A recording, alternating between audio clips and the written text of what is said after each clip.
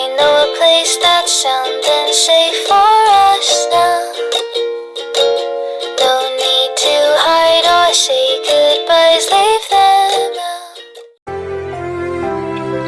Sejarah Nabi Muhammad mulai kecil hingga menerima kitab Al-Quran. Nabi Muhammad SAW lahir di Mekah hari Senin 12 Rabiul Awal pada tahun 571 kalender Romawi. Rasul lahir dari ibu bernama Aminah dan ayahnya bernama Abdullah. Tahun kelahiran Nabi disebut tahun gajah karena pasukan bergajah di bawah pimpinan Abraha Habsyah tengah menyerang Ka'bah.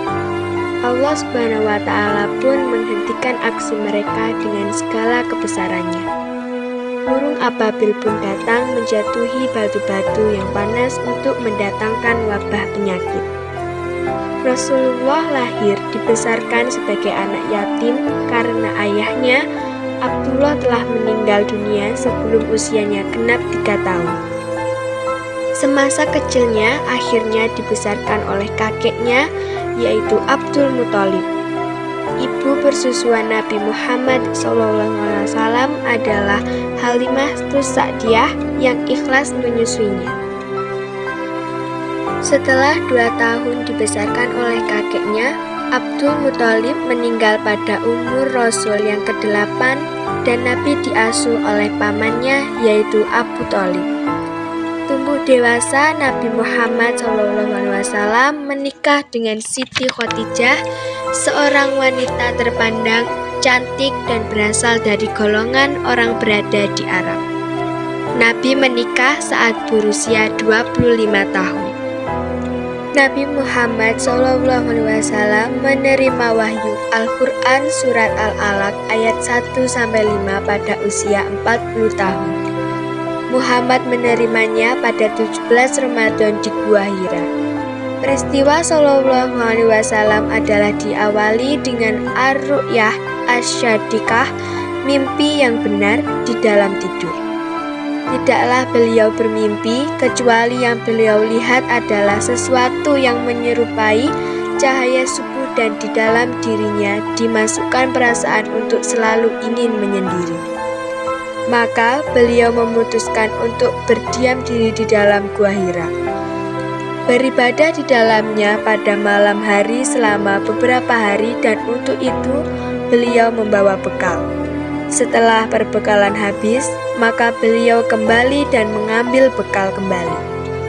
Begitulah seterusnya sehingga kebenaran pun datang pada beliau. Yakni saat beliau berada di dalam Gua Hira, malaikat mendatanginya seraya berkata, "Iqra." Maka Muhammad menjawab, "Aku tidak bisa membaca."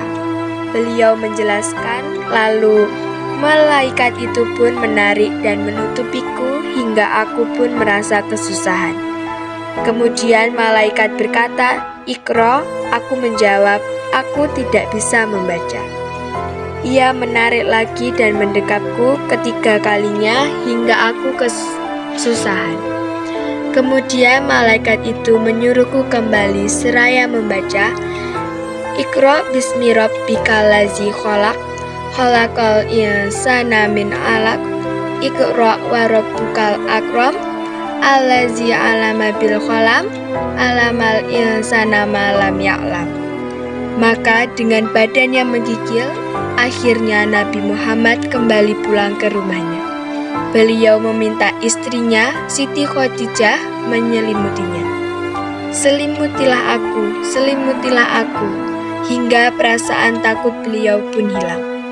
"Wahai Khadijah, apa yang terjadi denganku? Sungguh aku merasa khawatir atas diriku sendiri." Akhirnya beliau menuturkan apa yang dialaminya. Khadijah berkata, "Tidak, bergembiralah engkau." Lalu Khadijah pergi membawa Nabi Muhammad bertemu dengan Waraqah bin Naufal. Waraqah adalah anak paman Khadijah dan merupakan seorang penganut agama Nasrani pada masa jahiliyah. Dia yang menulis kitab Injil dengan bahasa Arab. Khadijah berkata kepadanya, "Wahai anak pamanku, apa yang telah kamu lihat?" Maka Nabi mengatakan padanya kejadian yang telah beliau alami. Kemudian Waraqah berkata, "Ini adalah namus yang pernah diturunkan kepada Nabi Musa, namus malaikat." Dari situlah Nabi dikukuhkan statusnya sebagai Rasul. Nabi pun menerima perintah menyampaikan serta mendakwahkan agama Islam.